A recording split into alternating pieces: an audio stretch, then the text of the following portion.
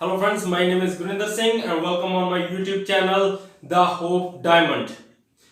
Friends, हर कोई व्यक्ति अपनी लाइफ में आगे बढ़ना चाहता है। वो किसी ना किसी टीम को लीड करना चाहता है। आप भी लीड करना चाहते होंगे क्योंकि ये हर एक व्यक्ति की तमन्ना है कि वो दुनिया में फेमस हो। फेमस होने के लिए लोग बहुत कुछ करते हैं, लेकिन जो लोग लीडर्स हैं, जो लोग टीम को लीड करते हैं, उन लीडर्स में क्वालिटी कौन सी होनी चाहिए, ये बहुत इंपॉर्टेंट है। सबसे पहले तो यही है कि लीडर कहते किसको हैं। फ्रेंड्स, हर एक वो व्यक्ति लीडर है जो किसी ना किसी टीम को लीड कर रहा है। भले वो कोई गेम हो, कोई पॉलिटिकल पार्टी हो, कोई कंपनी हो और एनी ऑर्गेनाइजेशन, कोई भी कुछ भी हो, जो व्यक्ति किसी भी चीज को, किसी टीम को लीड कर रहा है, वो व्यक्ति लीडर होता है।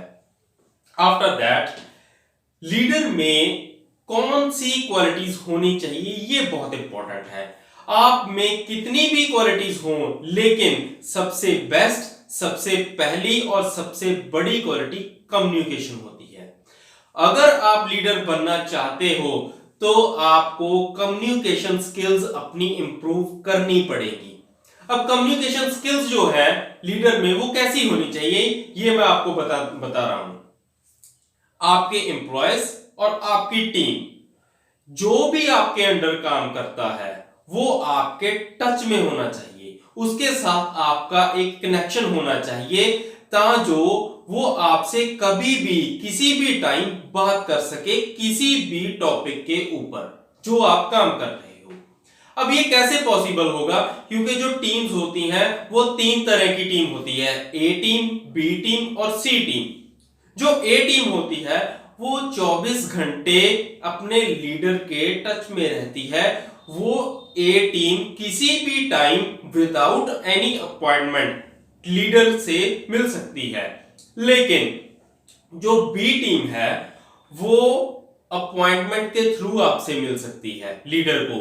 लेकिन जो थर्ड टीम है ये अपने लीडर को नहीं मिलती। ये सिर्फ बी टीम और मैक्सिमम ए टीम, इन दोनों टीम्स के साथ टच में रहती है, लेकिन लीडर के साथ टच में नहीं रहती।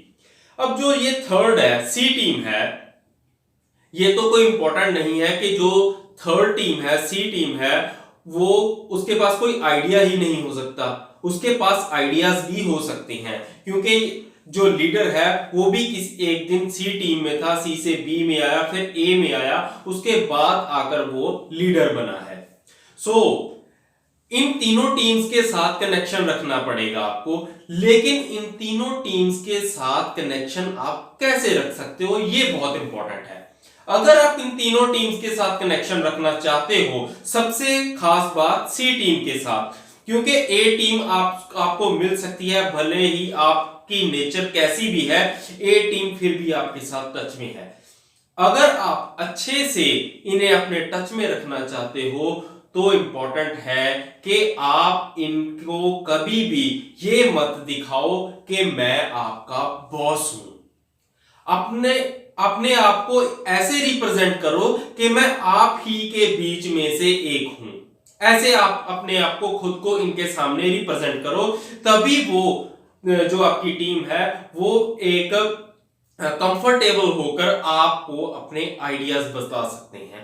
अगर आप उनके साथ कंफर्टेबली बात नहीं करोगे, तब वो आपको आइडियाज भी नहीं बता पाएंगे, वो आपको प्रॉब्लम्स भी नहीं बता पाएंगे कि जो हम जिस प्रोजेक्ट के ऊपर काम कर रहे हैं वो ड्यू टू किस रीजन के साथ कंप्लीट नहीं हो रहा। इसके बाद जो आपकी उनके साथ कम्युनिकेशन है वो इफेक्टिव होनी चाहिए, रियल होनी चाहिए और ट्रू होनी चाहिए। ये आपकी टीम, आपके एम्प्लॉयज को मालूम होना चाहिए कि जो हमारा लीडर है, वो जो हमसे बात कर रहा है, वो इफेक्टिव है, रीजनेबल है, जो रियलिटी है उसी बेसिस पे वो हमारे साथ बात कर रहा है। इसलिए अगर आपको लीडर बनना है तो आपके एम्प्लॉयज, आपकी टीम के साथ आपकी पूरी और अच्छे से कम्युनिकेशन होना बहुत जरूरी है। मैं आपको एक एग्जांपल बतानी चाहूंगा। आपने मूवी देखी होगी गब्बर। फ्रेंड्स, गब्बर को जब पकड़ना होता है तो सीनियर इंस्पेक्टर्स जो होते हैं, उनकी टीम होती है, वो किसी की नहीं सुनते। उनका एक ड्राइवर होता है। ड्राइवर उनको बहुत बार बताना चाहता है कि गब्बर को पकड़ने के लिए ऐसा प्लान होना चाहिए, लेकिन वो उसकी नहीं सुनते। उसको बोलते हैं कि क्या अब तुम्हारे पास हमारे जितना भी दिमाग है? इतने सीनियर मत बनकर दिखाओ हमें। तो जब उनसे गब्बर नहीं पकड़ा जाता, तब सेंटर एक सीबीआई ऑफिसर को वहां पे भेजती है कि आप इसको हैंडल करो जाकर।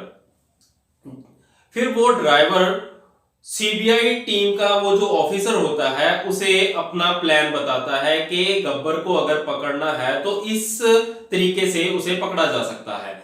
तभी जो वो सीबीआई ऑफिसर था वो बोलता है कि 90% केस तो तुमने सॉल्व कर दिया है, लेकिन अफसोस ये है कि अब तक तुमने ये बात किसी को बताई क्यों नहीं।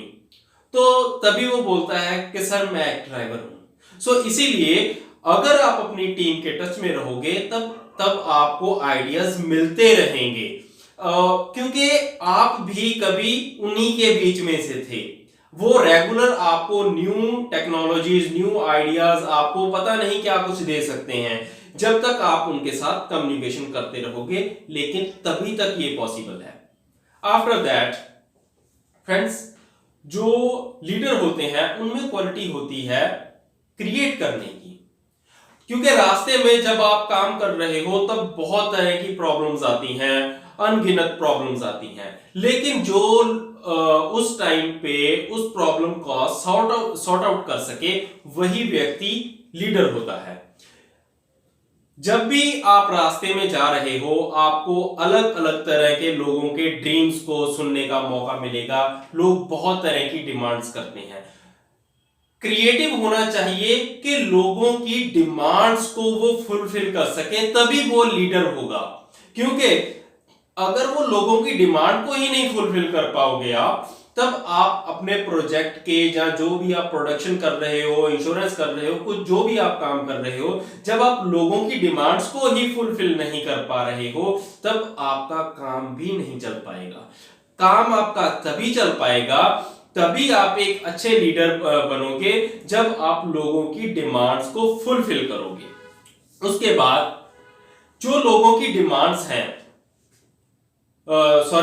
जो आप क्रिएट कर रहे हो, वो आइडियाज दूसरों को इंस्पायर करें कि ये आइडिया हमारे लिए अच्छा हो सकता है। आपको इस तरह के आइडियाज बनाने पड़ेंगे, कुछ ऐसी चीजों को क्रिएट करना पड़ेगा कि लोग आपकी तरफ आकर्षित हों, तभी आप लीडर कहलवा पाओगे।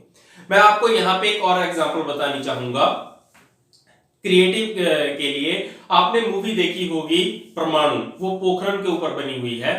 जॉन अब्राहम उसमें एक बहुत ही अच्छा रोल कर रहे हैं, लीडिंग रोल कर रहे हैं उस मूवी में। फ्रेंड्स, उस मूवी में देखकर मालूम पड़ता है कि आप एक स्टेप आगे बढ़ो, जब आप एक स्टेप आगे जाते हो तब नई प्रॉब्लम आती है, फिर एक स्टेप आगे जाओगे फिर नई प्रॉब्लम आएगी। वो कैसे प्रॉब्लम्स को हैंडल करते हैं ये उस मूवी में बहुत अच्छे से बताया हुआ है कि जब अमेरिका को 101% डाउट हो चुका था कि इंडिया न्यूक्लियर टेस्ट करने वाला है सेकेंड टाइम, क्योंकि फर्स्ट टाइम जब इंडिया टेस्ट करने वाला था तब वो अमेरिका को पता चल गया था तो फेल हो गया था इंडिया, वो न्यूक्लियर टेस्ट नहीं कर पाया था। लेकिन जब सेकेंड टाइम दोबारा से उस प्रोजेक्ट के ऊपर काम स्टार्ट हुआ और अमेरिका को पूरा डाउट हो चुका था, तब उस मूवी में आप देखोगे, आपको मालूम पड़ेगा कि कैसे जॉन अब्राहम ने अमेरिका का ध्यान वहां से डाइवर्ट किया और फिर कैसे उसने टीम को लीड करते हुए वो टेस्ट करवाई। इसीलिए जो लीडर होता है वो क्रिएटिव होना चाहिए। हर टाइम उसे मालूम होना चाहिए कि जो प्रॉब्लम्स आए उसे कैसे उस प्रॉब्लम को उसने सॉर्ट आउट करना है। जैसे कहा जाता है, honesty is the best policy. जी हां, अगर आप लीडर हो और लीडर बनना चाहते हो तो ऑनेस्टी के ऊपर भी काम करना आपको बहुत इंपॉर्टेंट है। वो क्यों करना पड़ेगा?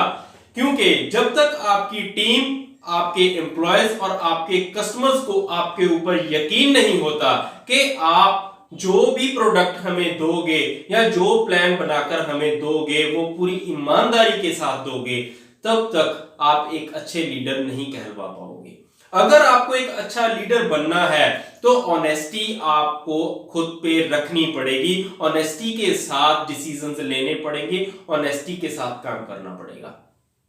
जो लोग ऑनेस्ट होते हैं अपने काम के प्रति, जो भी वो काम कर रहे हैं, अगर आप ईमानदारी के साथ काम करोगे तो आपके काम में क्वालिटी भी बहुत अच्छी होगी। रीजन उसका क्या है? क्योंकि आप ईमानदारी के साथ जो भी काम कर रहे हो, ईमानदारी के साथ कर रहे हो। आप अपनी टीम के साथ और अपने कस्टमर के साथ जो कमिटमेंट कर रहे हो, जो उन्हें बता रहे हो, वो रियली ट्रू बता रहे हो। उसमें टोटली जो भी आपने बताया ईमानदारी के साथ सब कुछ आपने सच्चाई बताई है उन्हें कि अगर आप हमारे साथ डील करते हो तो हम आपको क्या कुछ और किस रेंज में किस क्वालिटी के साथ प्रोवाइड करेंगे। जब आप ऑनेस्ट हो तब आपके अंदर एक क्वालिटी और भी आती है, वो है रिस्पॉन्सिबल। आप रिस्पॉन्सिबल भी बनोगे अपने काम के प्रति, क्योंकि जो आपने कमिटमेंट किसी दूसरे के साथ की है वो ये बताती है कि आप एक रिस्पॉन्सिबल पर्सन हो। अगर आप ईमानदारी के साथ काम कर रहे हो तभी आपके अंदर रिस्पॉन्सिबिलिटी आएगी कि जो काम की आपने कमिटमेंट की है अपने कस्टमर के साथ, वो एक रिस्पॉन्सिबल पर्सन होने के कारण की है। मैं आपको एक यहां पे एग्जांपल बतानी चाहूंगा। एक कंपनी है हिमालयन सिख, वो इवेंट्स क्रिएट करते हैं और वहां पे लोगों को घुमाने के लिए लेकर जाते हैं। उसके जो फाउंडर हैं वो बहुत क्लोज है मेरे, is very dear to me, very close. Himalayan Sikh company ने एक बार कोई फंक्शन ऑर्गेनाइज किया और वहां पे उन्होंने खाने पीने का जो कुकिंग का सामान था, उन्होंने किसी दूसरी कंपनी को बोला कि हमारे इतने लोग वहां पे आएंगे, आपने इनका खाना इनको प्रोवाइड करना है। तो उस व्यक्ति ने उन्हें अमाउंट बता दी कि इतनी अमाउंट में मैं पर पर्सन को खाना अवेलेबल करवा दूंगा। बाद में उन्होंने अपने जो दूसरा उनके साथ जो पार्टनर था उनके साथ बात की कि अगर हम इस व्यक्ति के साथ अभी इसी इतने रुपए में डील फाइनल कर देते हैं तो इस व्यक्ति को नुकसान होगा। ये रियली बात है कि इसे नुकसान होगा। अगर आपको कोई चीज सस्ते में मिले तो आप कभी नहीं बोलोगे कि इसका दाम आप कम लगा रहे हो, इसके हम आपको ज्यादा पैसे देंगे। लेकिन उन्होंने क्या कहा कि अगर हमने आज इसके साथ इतने ही पैसे में डील फाइनल कर दी तब ये लाइफ टाइम दोबारा हमारे साथ काम नहीं करेगा। रीजन क्या है? क्योंकि उसको लॉस होगा, इतनी अमाउंट में वो पर पर्सन को खाना प्रोवाइड नहीं कर पाएगा। तो उन्होंने जब उसे कॉल की दोबारा कि सर आप इतने अमाउंट में इतने लोगों का खाना प्रोवाइड नहीं कर पाओगे, तो वो व्यक्ति भी शॉक में चला गया कि आज की इस टाइम इस दुनिया में अभी भी ऐसे ईमानदार लोग हैं जो ये बताएं कि जो मेरे काम के बारे में मुझे बताएं कि सर आपको इतनी अमाउंट में कुछ नहीं बचेगा। तो उसने रिप्लाई किया, सर अब मैं आपसे कोई अमाउंट नहीं लूंगा, ना ही मैं आपको बताऊंगा। जिस अमाउंट में आपको पता है कि मुझे पैसे बचेंगे आप वो अमाउंट मुझे बता दीजिए। ये होता है ऑनेस्टी वाला काम। अगर आप ईमानदारी के साथ कोई काम कर रहे हो तब आपका दूसरे व्यक्ति के साथ, अपने कस्टमर के साथ, दूसरी कंपनी के साथ एक रिलेशन बन जाता है। जब आप दूसरे व्यक्ति के साथ या दूसरी कंपनी के साथ रिलेशन बिल्ड करोगे, वो रिलेशन किस बेस पे बनते हैं? ईमानदारी पे, ऑनेस्टी पे। अगर आप काम ऑनेस्टी के साथ करोगे तब आपके रिलेशन भी अच्छे बनेंगे। तो अच्छे लीडर्स होते हैं उनमें क्वालिटी होती है पीस की। वो बहुत ही, जब भी कोई डिसीजन लेते हैं बहुत शांति से लेते हैं। इसलिए जब भी आप कोई भी डिसीजन लो किसी भी प्रोजेक्ट पे जिस पे आप काम कर रहे हैं बहुत ही धैर्य से लो।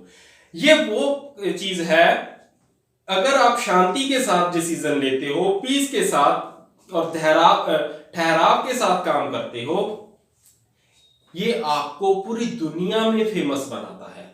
आपकी जो पॉपुलैरिटी है वो इसी बेस के ऊपर टिकी हुई है कि जब आप डिसीजन लेते हो तो कैसे लेते हो। ये बहुत इंपॉर्टेंट है। अगर आप पीसफुली रहते हो, शांति के साथ रहते हो, तो क्या होगा, आप अंदर से खुद को बहुत ही शांत फील करोगे कि बहुत ठहराव आ चुका है आप में। आप जब भी कोई डिसीजन लोगे बहुत अच्छे से सोच विचार कर डिसीजन लोगे।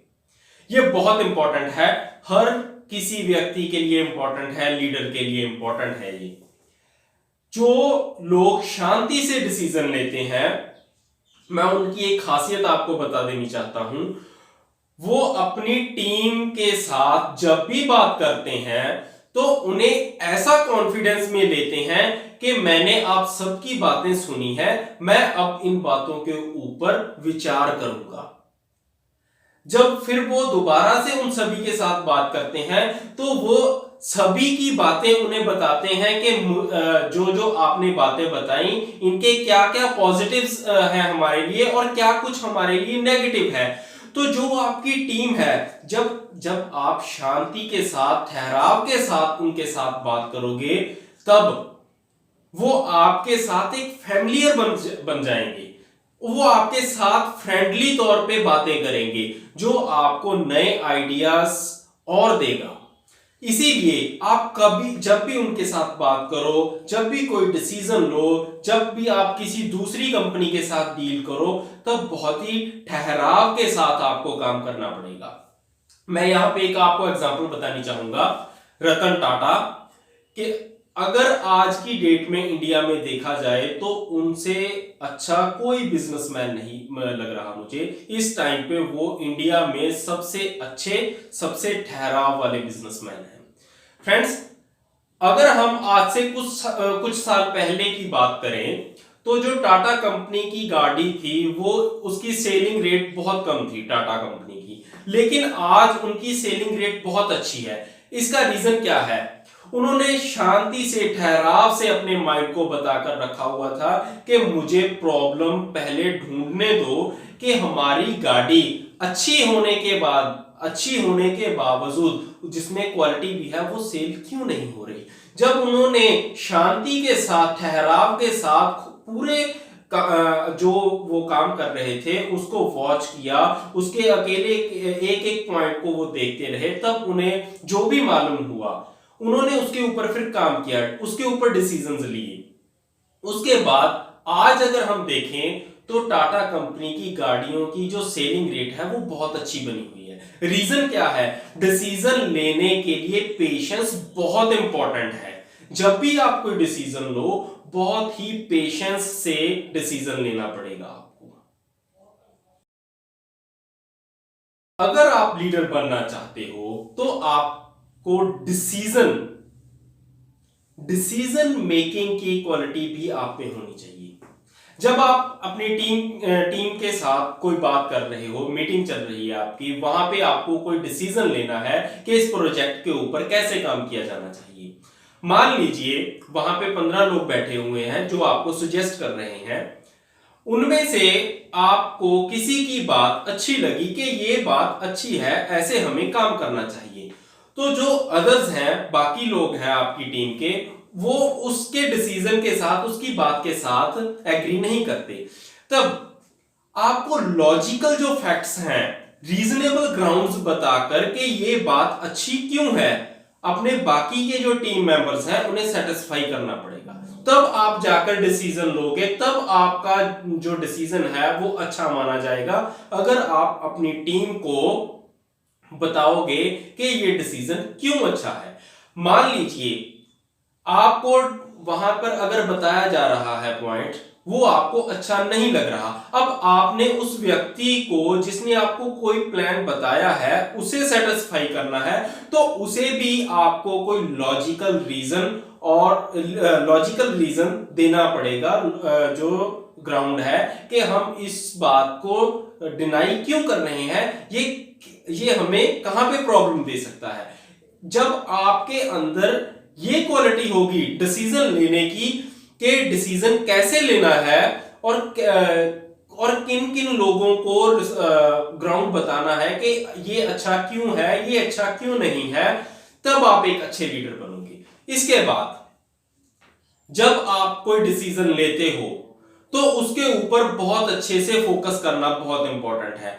जब आप एक डिसीजन लेते हो तब आपके ऊपर बहुत स्ट्रेस होता है कि क्या ये डिसीजन काम करेगा या नहीं करेगा। उस टाइम पे आपको आपकी जो कंफर्ट लेवल है वो होना चाहिए आपके पास कि जो मैंने डिसीजन लिया है ये कंफर्टेबल क्यों है, ये भी आपको मालूम होना चाहिए। अगर आप डिसीजन के साथ कंफर्टेबल नहीं है तो इसका मतलब ये हुआ कि आपको भी मालूम है कि जो मैंने डिसीजन लिया है वो ठीक नहीं है, उसके ऊपर अच्छे से काम नहीं हो पाएगा। आफ्टर दैट जो डिसीजन लेते हो वो अच्छे डिसीजन होने चाहिए जिसके ऊपर सभी एग्री करें आपके साथ। ये बहुत इंपॉर्टेंट है। अगर आप जब भी कोई डिसीजन लो, अगर आपके साथ आपकी टीम, आपके एम्प्लॉयज एग्री नहीं है, तब ये बात भी आपको ध्यान में रखनी चाहिए कि आपका जो डिसीजन है, जब तक आपने उन्हें एक्सप्लेन ही नहीं किया कि ये डिसीजन अच्छा क्यों है, तब तक वो आपके डिसीजन के ऊपर ट्रस्ट नहीं करेंगे और उसके ऊपर अच्छे से काम नहीं होगा। जो आप डिसीजन लोगे वो अपने एम्प्लॉयज, अपनी टीम को आपको एक्सप्लेन भी करना पड़ेगा, क्योंकि उसी के ऊपर आपकी टीम और आपके एम्प्लॉयज काम करेंगे। After that the very important, identify. जो क्रिटिकल प्रॉब्लम्स होती हैं उन्हें आइडेंटिफाई भी करना पड़ेगा, उनके ऊपर आपको डिसीजन लेना पड़ेगा कि ये जो प्रॉब्लम्स हमें आ रही हैं इनका सॉर्ट आउट कैसे किया जाना चाहिए। मैं आपको यहां पे बात बतानी चाहूंगा सौरव गांगुली जी की। जब वो कैप्टन थे इंडियन क्रिकेट टीम के, जितने भी सिलेक्टर्स हुआ करते थे टीम वो सिलेक्ट नहीं कर पाए थे, वो कभी भी सिलेक्ट नहीं की उन्होंने। रीजन क्या था? क्योंकि सौरव गांगुली जी डायरेक्टली ये बोल देते थे कि अगर मुझे कैप्टन बनाकर इस टीम को लीड करवाना है तो टीम वही जाएगी जो मैं लेकर जाना चाहता हूं। वो हर किसी को टाइम देते थे, ये नहीं होता था कि किसी को दो मैचेस के बाद ड्रॉप कर देते थे या 3 मैचेस के साथ वो ड्रॉप कर देते थे, ऐसा नहीं होता था। वो उन्हें पूरा टाइम देते थे कि अच्छे से खेलो। अपने जो टीम सेलेक्टर्स हुआ करते थे उन्हें डायरेक्टली बोल देते थे कि अगर मैं इस टीम को लीड करूंगा तो मुझे यही प्लेयर चाहिए। अगर मेरा डिसीजन गलत निकला तो नेक्स्ट टाइम जो आप बोलोगे वो टीम जाएगी, लेकिन अगर डिसीजन सही निकला, ये प्लेयर्स वहां जाकर अच्छा काम करेंगे, अच्छे से खेलेंगे, तो नेक्स्ट टाइम भी टीम को मैं ही सिलेक्ट करूंगा। वो इसी बात के ऊपर स्टैंड ले लेते थे कि मैं टीम का कैप्टन हूं, डिसीजन मेरा होगा, क्योंकि ग्राउंड लेवल पर जाकर उन्हें खेलना है। जो टीम सेलेक्ट कर रहे हैं उन्हें नहीं खेलना वहां पे जाकर, ग्राउंड लेवल पे सौरव गांगुली ने खेलना है। ग्राउंड लेवल की जो प्रॉब्लम्स हैं, जो पिच की प्रॉब्लम्स होती थी, वो उन्हें ज्यादा बेहतर मालूम होती थी। इसीलिए जो भी आप डिसीजन लो उसे अच्छे से ध्यान से देखकर लो कि मार्केट के अकॉर्डिंग क्या आपका डिसीजन ठीक है, जो आपकी टीम है उसके अकॉर्डिंग आप जो डिसीजन ले रहे हो ठीक है, जो आप डिसीजन ले रहे हो क्या वो आगे जाकर जो पब्लिक है उसकी डिमांड को फुलफिल करेगा। ये बहुत इंपॉर्टेंट है। और अपने डिसीजन जब तक आप खुद नहीं लोगे तब तक ये भी याद रखना कि आपकी ग्रोथ भी नहीं होगी। जब आपकी ग्रोथ स्टार्ट होगी तो वो तभी से होगी जब आप डिसीजन लेना सीखोगे। जब से आप खुद के डिसीजन लोगे तभी आपको मालूम पड़ेगा कि डिसीजंस कैसे लिए जाते हैं। ये बहुत इंपॉर्टेंट है। ये जो पॉइंट्स हैं एक लीडर में होने चाहिए, ये क्वालिटीज, और अच्छे से होनी चाहिए ये क्वालिटीज। और जो अदर क्वालिटीज हैं एक लीडर में, क्योंकि इतनी क्वालिटीज के साथ एक अच्छा लीडर नहीं बना जाता, क्वालिटीज और भी होनी चाहिए कुछ लीडर में, जो अदर क्वालिटीज हैं वो मैं आपको नेक्स्ट वीडियो में बताऊंगा।